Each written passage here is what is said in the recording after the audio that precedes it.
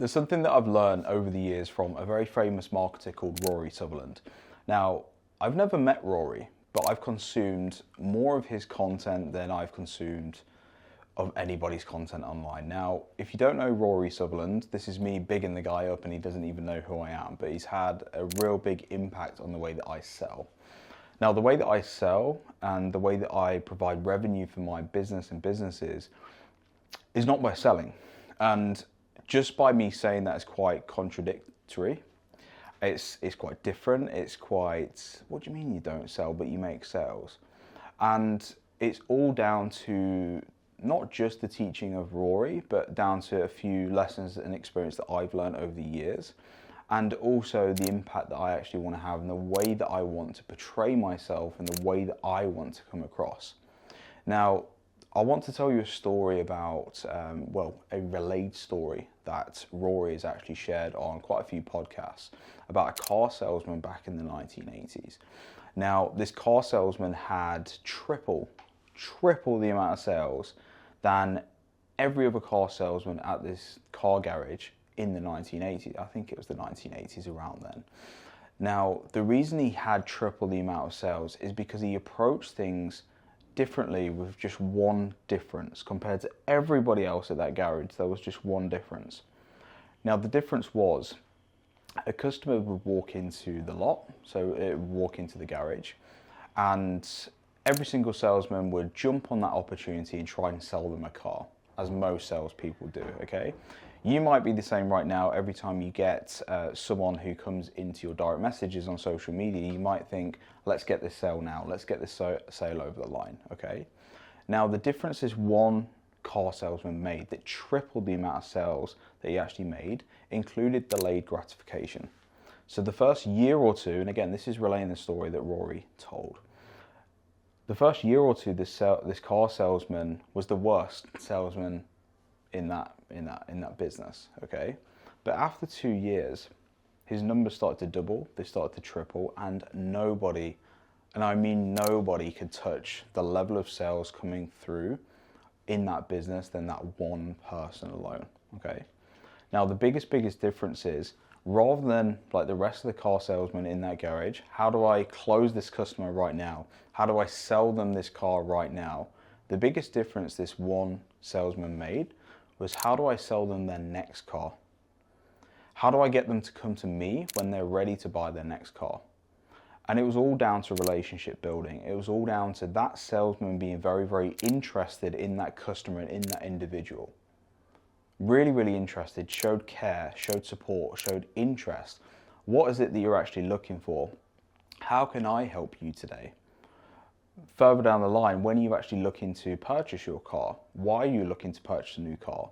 Being curious, being interested, and focusing more so on building the relationship with the customer, so when they're ready to buy their next car, they will go to that salesman rather than anybody else in that business. Huge difference. I run with the same methodology when it comes to me selling for my business coaching service, Momentum.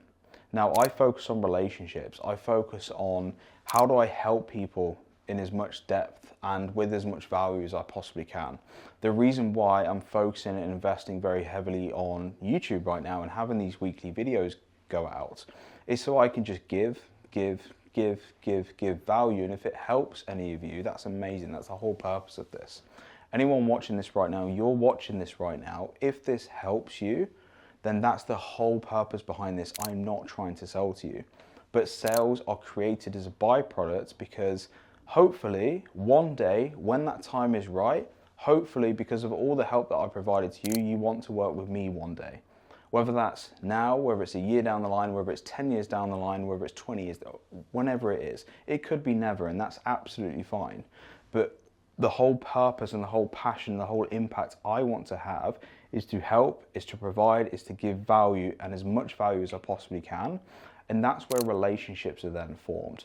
A really good example of this, I have a group called the Solopreneur Network, which is completely free for business owners who can connect, collaborate, and thrive as one, okay?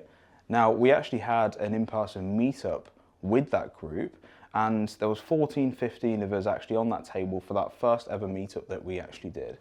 Now, from that meetup, there's probably been 3 or 4 business relationships formed, 3 or 4 clients of other people on that table, just from that one meal. And there was no sales tactics involved, there was no marketing tactics involved. It was just a group of people, a great group of people being good human beings and willing to help each other. And then business, relationships, sales and revenue was formed as a byproduct of that in those different businesses. If you have this approach for your service-based business, when it comes to selling, when it comes to marketing, and you shift your focus into relationship building, you will have way more sales as a byproduct. Now, building momentum as an example, I spent the first 9-10 months of the company, and I think I posted twice on social media. Twice. That's all I did. And I grew the company from nothing to my first level of capacity just behind the scenes, just because I was just trying to be a great human being, over deliver, and I'd built relationships over the years. So clients who wanted to work with me, they wanted to work with me, and the business built and built and built to where we see it today. Now, there was no sales tactics, there was no marketing, there was none of that. It was all from trying to build great relationships, give as much value as you can, and support the people around you. It's often missed in this day and age.